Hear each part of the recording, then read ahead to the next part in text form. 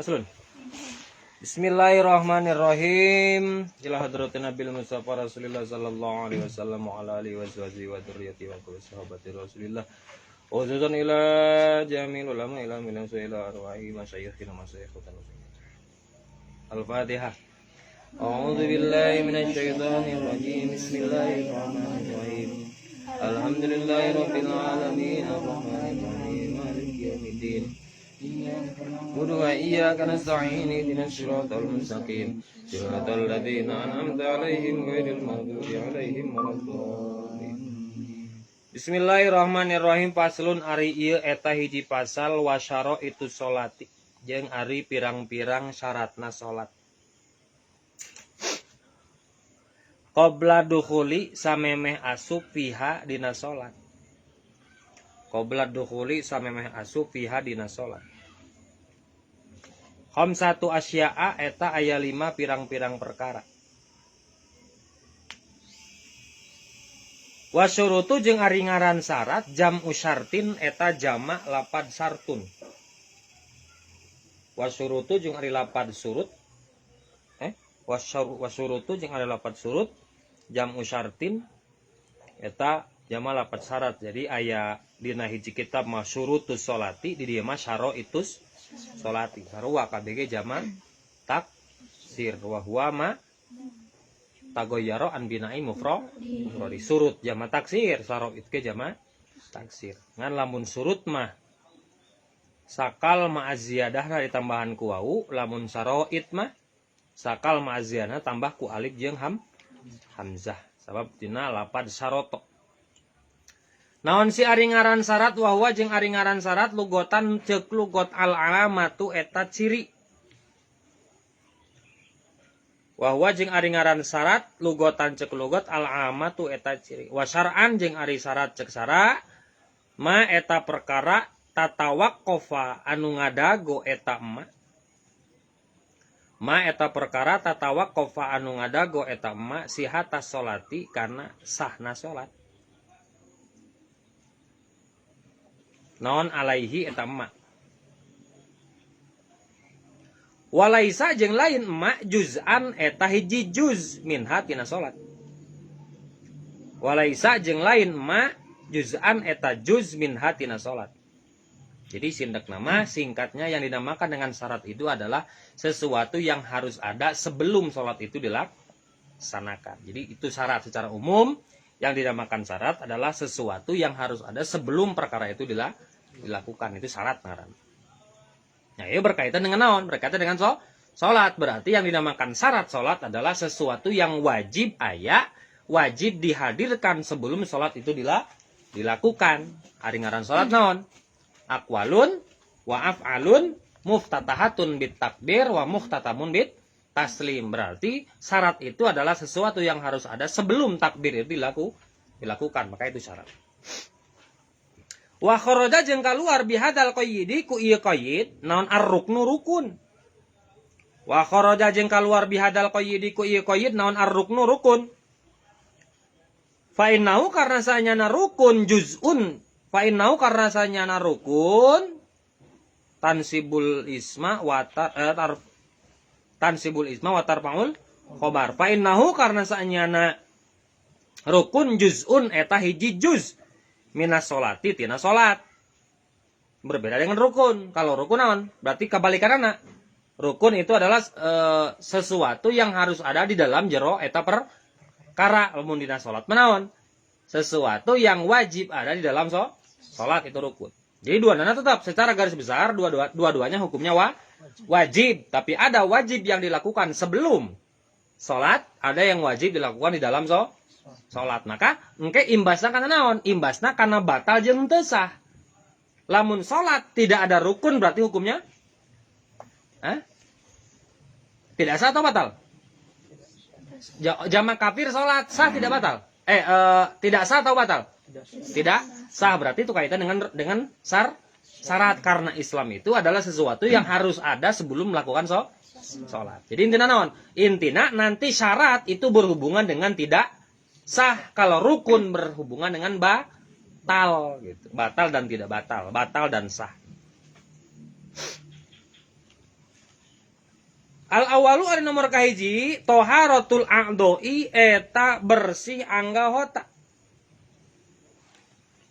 Al awalu ari nomor kahiji toharatul a'doi eta bersih anggota.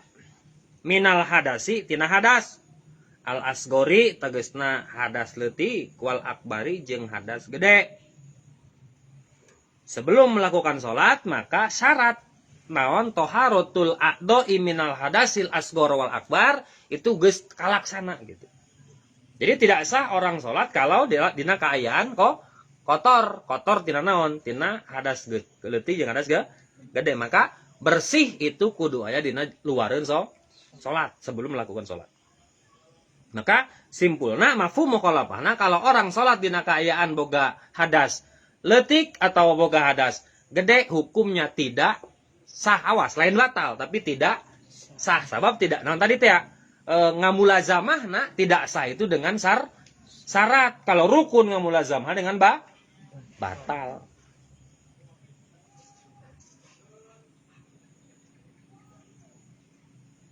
Ingdal kudrati nalika kawasa nalika mampu. Amma faqidut tuhurina anapun ari leungitna amma faqidut tuhuraini anapun ari leungitna dua kasucian. Pasolatuhu maka ari salatna si jalma sahihiyatun eta anu sah. Ma'awujubil i'adati sarta wajibna ngabalikan alaihi kana eta. Ini karena sholat nih.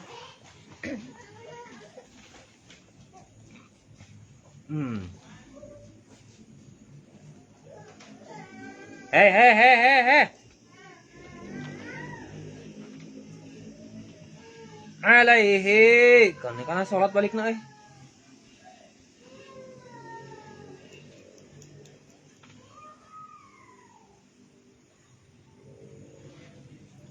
Ya karena sholat. Maksudnya kumaha? Kieu. Hukum awalna orang sholat itu harus bersih dari hadas 2. Berarti tidak sah orang sholat dina kaayaan boga hadas leutik atau hadas gede. Kumaha lamun teu kawasa? Tadi kan naon? Tadi dibere elat ingdal kud pikeun jalma anu kawasa pikeun jalma anu sanggup naon teh ngaleungitkeun hadas leutik hadas gede. Kumaha lamun gambaran tidak sanggup? Apa gambaran? Contoh, salat li hurmatil waqti. Contoh jalma nu gering. Dengan gambaran orang salat di perjalanan datang waktu subuh, tidak mungkin ya orang ngeureunkeun mobil pikeun naon? Pikeun wudu. Tidak mungkin kita ngeureunkeun mobil pikeun naon? Pikeun adus lamun boga hadas gede. Maka cukup dengan tayamum tina naon? Tina ya disebut tayamum, makanya disebut salat li hurmatil waktu sholat ngahormat waktu wungkul. Contoh, deui ingdak ghairil qudrati nalika teu sanggup bebersih. Contoh misalnya keur naon ya gambarannya. Nya gambaran dina dieu mah gambaran sholat li hurmatil waqti. Jadi pokoknya mah waktu sholat, gambaranna waktu sholat akan habis kalau kita ngelakukan bebersih. Maka geus we sholat dina kaayaan tapi engke wajib naon ma'awujubil i'adati ala salat. Balik disertai wajib ngabalikan kana salat. Jadi tidak ada alasan salat itu ditinggal walaupun imma dalam keadaan kotor sekalipun. Iya ticing atuh. Gambaran anu sok dipraktekkeun ku urang ketika pulang ti Jawa naik Merdeka. Maka tidak mungkin subuh-subuh urang lain tidak mungkin sebenarnya. Tapi atuh lazim we ngeureunkeun mobil bikin salat nurus tunjung we tama tara sarolat gitunya. Tapi husnudon we mungkin supir jeung kenekna apal kana hukum li hurmatil waqti. Jadi salat we tayamum kana naon? Kana kursi atau kana kaca, setelah tayamum orang salat. Tapi ketika sampai tujuan, menurut madhab Imam Syafi'i wajib i'adatus salat. Awas lain kodok. Awas, beda antara kodok jeung i'adah. Ari i'adah artinya naon?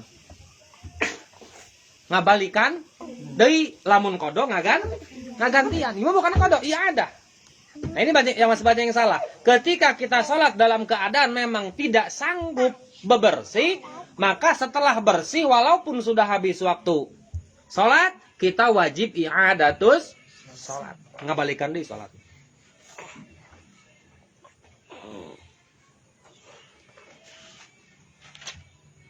Wa taharatun najasi jeung bersih tidak najis. Alladzi la yu'fa anu henteu dihampura naon anhu eta najis. Fi saubin dina pakaian wa badanin jeung awak wa makanin jeung tempat. Jadi 3 perkara yang wajib bersih ketika sedang sholat. 1, saub, pakaian. Apa pakaian? Sesuatu yang bergerak ketika kita apa? Ketika kita bergerak, awas. Pakaian itu bukan hanya termasuk baju, celana, kopiah. Tapi yang definisi pakaian adalah sesuatu yang bergerak ketika kita bergerak, itu pakaian. Contoh, sajadah. Sajadah pakaian lain. Tapi ada kalanya bisa jadi pakaian. Lamun naon? Lamun si sajadah urang ditalikeun kana suku. Cicing atuh. Cicing. Cicing ngaos. Sajadah ditalikeun kana bakatku naon? Bakatku bisi leungit di sajadah gitu. Ditalikeun ku urang kana naon? Kana suku. Maka lamun urang usik sajadah ilu usik teu? Ilu usik teu? Ilu maka itu pakaian. Nah maka yang dinamakan pakaian itu harus suci. Contoh yang pernah dicontohkan, lamun jalma ngangon embe. Maka lamun jalma ngangon embe, di sisi lain urang wajib sholat, di sisi lain lamun urang ninggalkeun sholat, ditinggalkeun sholat, eta embe bakal kabur. Maka kalau talinya lamun tambang si embe ditalikeun karena suku, maka itu embe termasuknya pakaian. Kenapa? Mun urang usik embe ilu usik tuh. Ilu sebab ditalian. Bagaimana solusinya? Tincak naona. Tambangna. Kira-kira lamun urang usik, embe ngilu usik tuh. Henteu sebab ditincak kumpul. Maka kalau kita salat nincak tambang anu eta tambang mamawa najis, maka salat hukumnya sah. Kenapa? Karena kambing di situ tidak termasuk pakaian. Kenapa? Karena tidak bergerak ketika kita bergerak. Berbeda kasus kalau kambing itu talina ditalikeun karena suku atau tanah cangkeng kalikun. Wah. Oke, kabur ke mana? Allahu Akbar. Maka ketika kita bergerak itu ikut bergerak, maka itu hukumnya tidak sah. Salat di dalam keadaan kotor. Contoh deui, budak leutik, ya. Budak leutik yang belum dikhitan, ada sebagian ulama dia dikatakan najis. Bagaimana solusinya?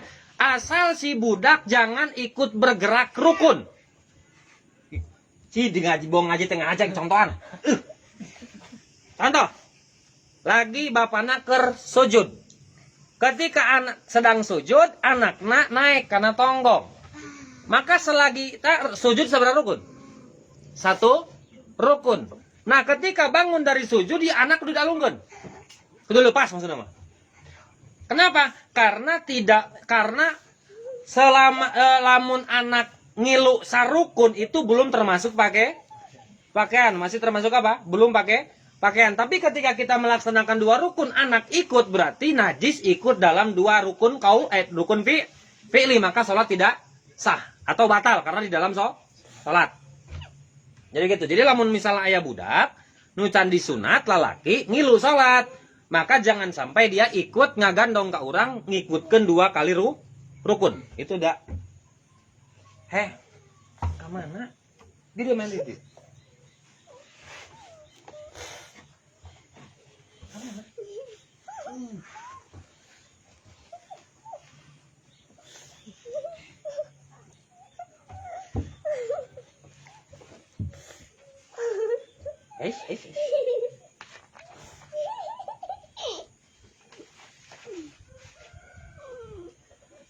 Wabadanin jeung awak, awak mah gampang, awak mah, pokoknya awak kudu bersih cenah najis. Wa makanin, ayo. Makan itu adalah tempat yang kakenaan di ketika waktu sholat, itu tempat. Contoh, lagi sholat, contoh anggota yang banyak terpakai ketika sholat adalah ketika kita sujud. Anggota sujud ada seberapa? Ayo tuh, 7 tarang, 2 telapak tangan, 2 lutut, dan 2 non batnil asobik non beteng ramo. Maka ketika kita sedang sujud ya sujud, nah seperti ini, maka 7 anggota ini harus bersih. Bagaimana selain anggota itu? Maka contoh orang keur sujud pas ari irung anggota sujud lain keur sujud dina handapan irung aya ti kotok. Asal teu keuna kana irung maka itu salatnya sah. Kenapa? Yang dikategorikan harus bersih dari najis itu adalah tempat anu kakeunaan ketika urang keur salat. Ketika keur nangtung berarti kudu suci teh naon? Anu katinca kudu lapak kudu suku. Ketika keur naon? Keur diuk antara dua sujud, tah maka ieu kudu suci. Dina misal di hareup aya tai gajah. Jadi tai dinosaurus. Jadi tai hayam, jadi tai embe, tidak masalah. Karena ini bukan termasuk makanus salat. Ini bukan termasuk tempat salat. Jadi mau sajadah najis tidak apa-apa, asal jangan najis di tempat kita salat. Jadi aya najis. Ya tai anakna, jadi tai bapana, jadi tai indungna. Oh najis kabeh itu, ieu najis. Kira-kira ieu kakenaan teu ketika orang salat? Tidak apa-apa dalam ieu najis. Ieu najis naon? Misalnya dia najis, tapi kabeh sakuling ieu contoh misalnya hayang nyieun kreasi, sajadah teh yang halus, itu warna teh polos teuing, hayang hideungan di gigirna, di hideungan ku teh kotok. Ku teh embe, abi barulut kan? Barulut kotok tat. Tidak masalah dikeliling ku najis asal tong katincak ketika keur nangtung, tong kasujudan ketika keur sujud, tong kadiukan ketika keur diuk antara dua sujud. Itu yang penting apa? Yang penting yang dimaksud makanun salat adalah tempat yang kita antelkeun ketika keur salat, maka itu hukumnya baru tidak sah salat. Teteh gerah teh kumaha sih?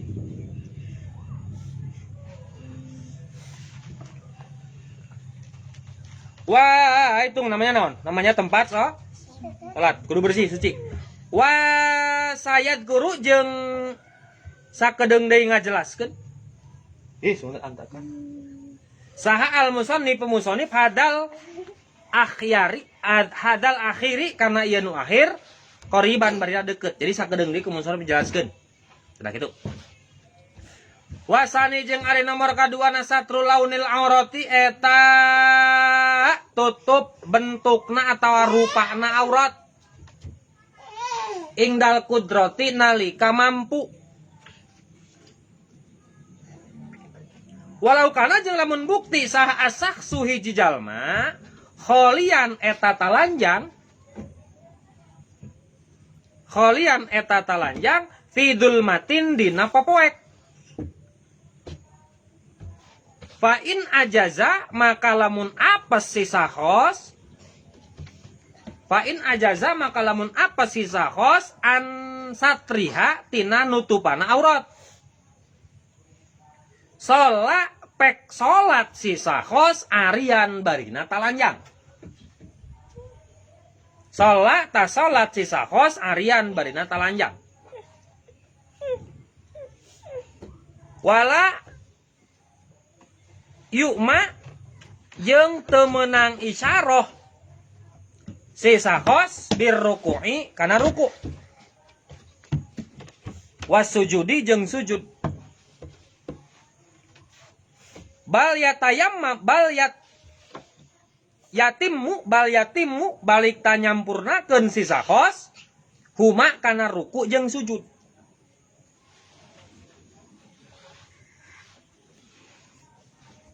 Wala i'adata jeung teu kudu ngabalikan deui si eman sisa khos alaihi kana ruku atawa sujud. Wayakunu jeung bukti naon satrul aurati tutup aurat. Jadi kieu kan tadi naon elatna nutup aurat itu ingdal kudrati nalika sanggup. Contoh lamun urang teu sanggup nutup aurat maka meunang salat cuman kudu di fidul matin dina popoek. Dalam satu kisah yang pernah melaksanakan salat sambil telanjang itu sahabat Nabi namanya Sa'labah. Sa'labah itu satu sahabat Nabi yang dulunya fakir miskin, bahkan baju kita boga. Ku jual baju celana itu semua demi nyai cenah. Cek salabah teh. Demi pamajikan nama ditutupan aurat tapi salabah teh bisa ketika salat gantian awalna. Tapi hayang berjamaah. Maka suatu ketika salabah pernah berjamaah dengan istrinya, salabah dina kaayaan talan. Tapi ulah caang. Itu teh khusus salatna. Mau apa we?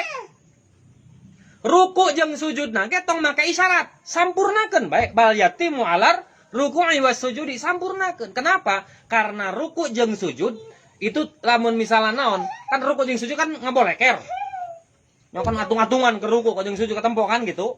Lamun papoek mah teu katempo, maka tidak apa-apa orang salat dalam keadaan telanjang dengan syarat satu memang dia tidak mampu menutup aurat dan yang kedua dia tidak di salat dalam dina kaayaan poek. Jadi Islam itu teu ngaberatkeun. Tengah berat nih Islam tong ripuh. Tong ngari ripuh dina agama mah. Al Islamu yasirun wala tayas. Saro Islam itu gampang, jangan dipersulit. Makanya ini menunjukkan apa? Menunjukkan tidak ada sedikit pun alasan kita untuk meninggalkan salat. Lolobana jalma ninggalkeun salat ketika keur gering. Awas, jalma gering tetap salagi hatena ingat ke Allah maka wajib salat apapun keadaannya. Teu bisa wudu tayamum. Teu bisa tayamum karena tembok tayamumnya tegurut debu unggul. Ke bajuna kotor lihur batil lakti. Teu bisa yang ngarep kiblat ka mana wae. Teu bisa bari nangtong bari ngakoler. Teu bisa bari ngakoler bari ngarenghap dari usik-usikan. Usik-usikan isyarat hate modar gitu mah. Hate teu bisa mah gitu. Ini naon? Banyaknya rusuh dina salat ini menunjukkan bahwa apa? Ini menunjukkan bahwa tidak ada alasan umat Islam untuk meninggalkan sholat. Maka para ulama sepakat tidak ada fidyah atau kodok dina sholat jalma anu geus mau. Sekali, karena telah banyak rukhsah dalam sholat, jumhur ulama berpendapat bahwa tidak ada kodok dan fidyah dalam sholat. Kumaha ada sholatna keur geringnya wajib sholat. Kumaha ada teu ingat jalma teu ingat teu wajib salat. Sabab naon eta mah? Teu kataklif ibadah jalma teu ingat mah jalma pikun mah. Jadi ini apa? Memberikan simbol, memberikan ciri bahwa loba solusi, loba rukhsah dina masalah salat, teu bisa nutup aurat, bisa bari talanjang, teu bisa nyang hareup ka kiblat, nyang hareup ka mana wae, teu bisa ngabersihkeun awak, bisa bari kotor-kotoran. Itu menunjukkan bahwa apa? Menunjukkan bahwa sholat tidak boleh ditinggalkan apapun alasannya. Dan ini pula menjadi hukum bahwa ketika orang meninggal itu tidak ada kodok jeung fidyah sholat. Sebab tidak ada alasan ninggalkeun. Beda jeung puasa ya fidyah teu. Aya sholat puasa mah sabab naon? Puasa rusona ngan dua. Pilihanna hiji puasa, dua batal puasa. Nu sanggup puasa, nu sanggup henteu puasa. Ngan dua pilihan. Kalau sholat tidak. Sholat itu terlalu banyak rusuh. Maka kulantaran geus loba rusuh dina sholat, tidak ada rusuh terakhir yaitu tidak ada kodok. Jadi ulah sok soleh. Kolot geus maot pernah ninggalkeun sholat di kodoan ku urang montong. Teu disareatkeun ka capek-capek. Tidak ada kodok dina sholat. Atau komo fidyah. Beak duit mediahan kolot. Lamun rek heueuh mere duit, niatan sodako ulah teh niatan fidyah sabab la qadoa wala fidyata fis salat. Itu masalah aurat. Jadi menang salat hukumna bari talanjang, tapi dina kaayaan poek. Bilibasin ku pakaian tohirin anu suci. Wayajibu jeung wajib naon satruha nutupana aurat wayajib aidon barina deui. Teh kenapa teh?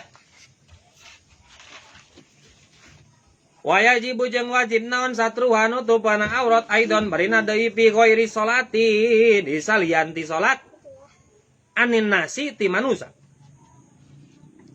Wa fil khalwati jeung dina nalika sorangan. Illa lihajatin kecuali karena pangabutuh. min iktisalin tegesna tina mandi wa nahwihi jeung sabangsaning iktisal. Wa amma satruha jeung ari nutupana aurat. Wa amma satruha jeung ari nutupana aurat an nafsihi ti dirina si jalma. Fala yajibu maka teu wajib. Lakinnahu tatapina nadrul aurat binafsi. Lakinnahu tatapina buka aurat maksudna lakinnahu tatapina naon satrul aurat yukrahu eta dimakruhkeun. Naon nadruhu ningalina eta si jalma ilaihi kana aurat. Jadi di hareupeun jalma mah wajib rek awewe rek lalaki awas. Nah ini yang sulit didiksa gitu ya. Yang sulit didiksa diurang.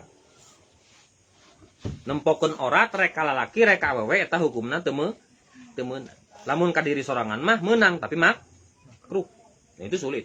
Jarang aya awewe make jeung dikobong. Pasti buka tiu. Jadi kalau mau nuturkeun kana hukum ieu teu meunang tetap hukumnya haram nunjukkeun aurat ka saha?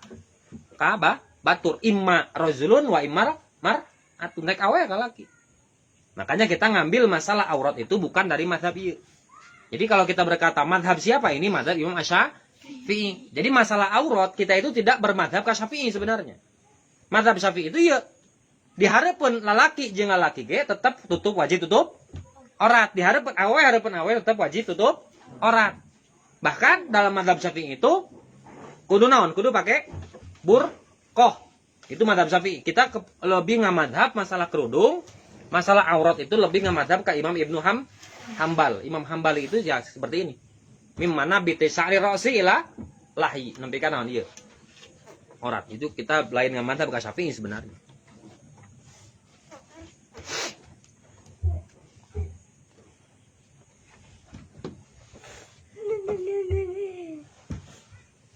Wa auratud dzakari Allah. Masih.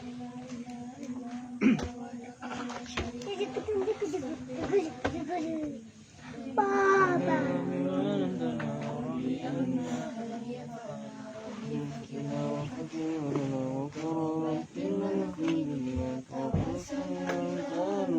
Sudah.